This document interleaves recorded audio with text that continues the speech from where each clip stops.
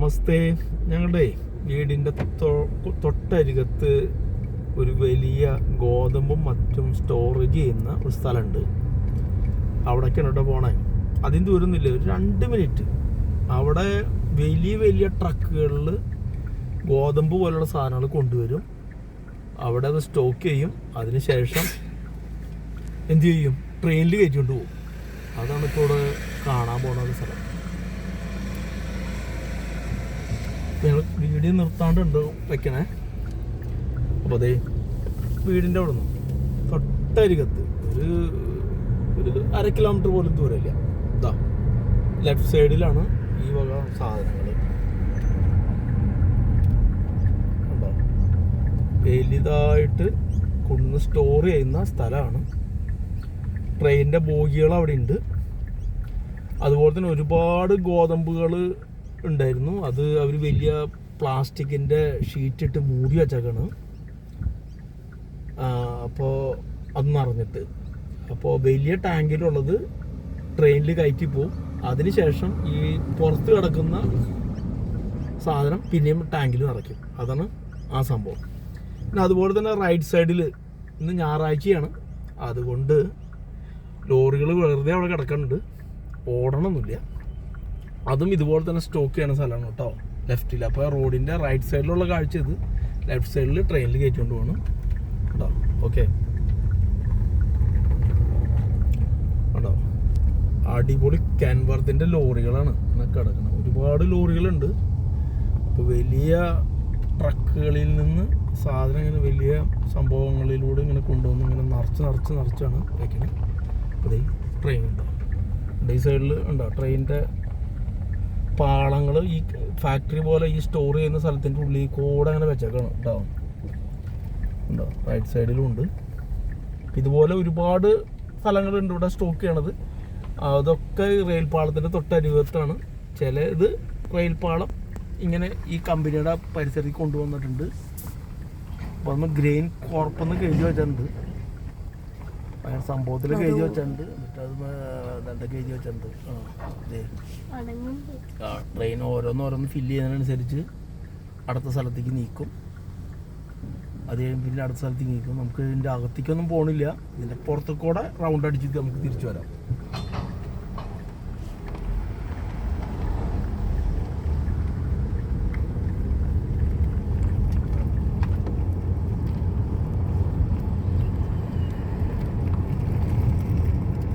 ഇതാണ് ആ പറമ്പ്. ഇവിടെ റെയിൽ ക്രോസ് ചെയ്യുന്ന സ്ഥലമുണ്ട്. ഇവിടെ നമ്മൾ കമ്പൽസറി ആയിട്ട് ജസ്റ്റ് ഒന്ന് നിർത്തണം, എന്നിട്ട് പോകാം കേട്ടോ. അല്ലെങ്കിൽ ഫൈൻ കിട്ടുന്ന സ്ഥലമാണ് ഇവിടെയൊക്കെ. ഇവിടെ റെയിൽവേ ഗേറ്റ് അങ്ങനെ ഒന്നുമില്ല. ഇങ്ങനെ സിഗ്നൽ കാണുന്ന സ്ഥലത്തൊക്കെ കൊണ്ട് വർക്ക് നിർത്തിയേക്കണം. ആ റോഡും അവിടെ ഇങ്ങനെ കിടക്കുന്നുണ്ട്.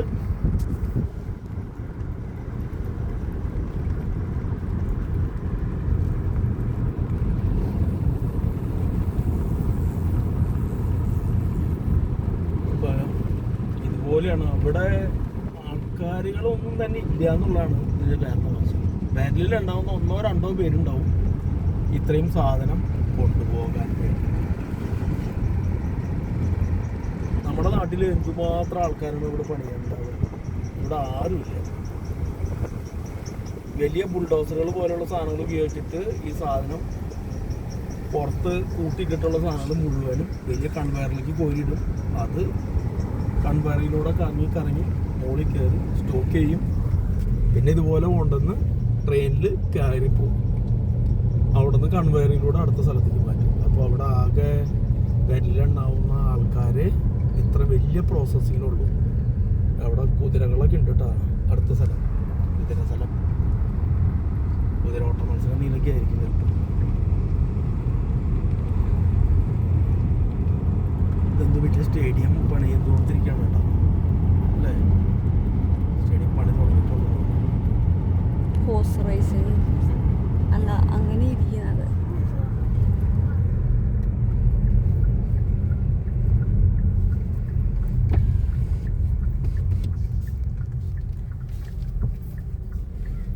അപ്പം അങ്ങനെ ഇവിടെ അങ്ങോട്ട് വലിയ ടാങ്ക് ഉണ്ട് കേട്ടോ.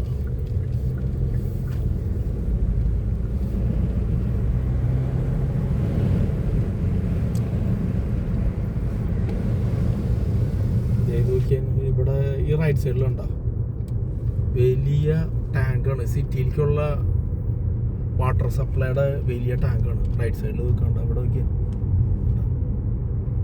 എത്ര ഉണ്ട്, 2 or 3 ടാങ്കുകളുണ്ട് വലുത്.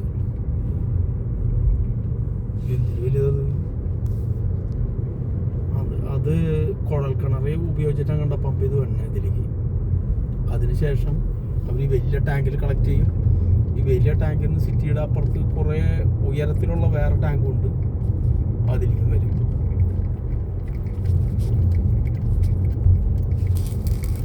ഇതാണ് ജണ്ടോവ്, ചിഞ്ചില എന്നുള്ള സ്ഥലങ്ങളൊക്കെയാണ് ഇവിടെ ഉള്ളത്. നമുക്ക് ഈ ലെഫ്റ്റിൽ കൂടെ അങ്ങോട്ട് പോവാം.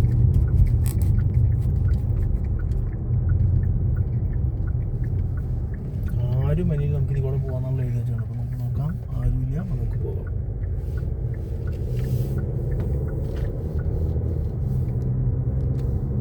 ഇവിടെ ഇത് സ്കൂളല്ലേ. ഈ സൈഡിൽ ഒരു അടിപൊളി പാർക്കും ഒക്കെ ഉണ്ട്. കുട്ടികൾ ഇവിടെ വന്ന് കളിക്കുന്നുണ്ട്. ചിലർ ബാർബിക്യൂ പോലുള്ള സാധനങ്ങളൊക്കെ ഉണ്ടാക്കി ഭക്ഷണങ്ങളൊക്കെ കഴിക്കാനുണ്ട്. ഇതാ പിന്നെ റെയിൽ വന്നു. ഇവിടെ നമ്മൾ ശ്രദ്ധിച്ചാൽ മതി, ലൈറ്റ് ഉണ്ടോ എന്നുള്ളത് മാത്രം ശ്രദ്ധിച്ചാൽ നമുക്ക് പോകാം.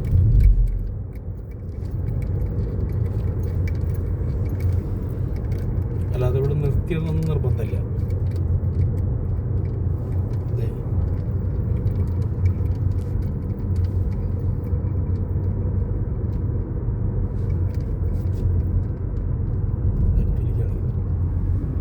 നമ്മൾ കണ്ട ആ വലിയ സ്റ്റോറേജ് ടാങ്കൊക്കെ അവിടെയാണ് കേട്ടോ. അതുപോലെ ട്രെയിനും കയറ്റിക്കൊണ്ടിരിക്കുന്നത്. അപ്പം നമ്മൾ ഒരു സ്ക്വയർ രൂപത്തിൽ ഈ ഫാക്ടറിയുടെ ചുറ്റുള്ള പറമ്പിലൂടെ ഓടി വന്നു.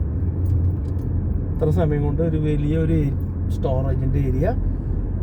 ഇതുപോലെ ധാരാളം സ്റ്റോറേജുകൾ ഇവിടെ ഉണ്ട്. ഈ ഡാൽബി എന്ന് പറഞ്ഞ സ്ഥലത്ത് പ്രധാനമായിട്ടുള്ളത്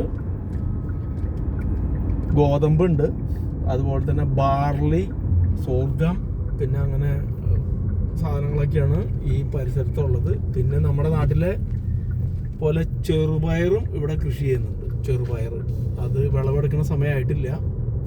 ഇപ്പോൾ ഉള്ളത് ഈ ഗോതമ്പാണ് കയറ്റി കൊണ്ടുവന്നത്. കുറച്ച് കഴിയുമ്പോഴേക്കും ഗോതമ്പ് കഴിയുമ്പോഴേക്കും ഇതുപോലെ തന്നെ ട്രെയിനുകൾ വരും, ചെറുപയറും മറ്റു സാധനങ്ങളും കൊണ്ടുപോകാൻ വരും.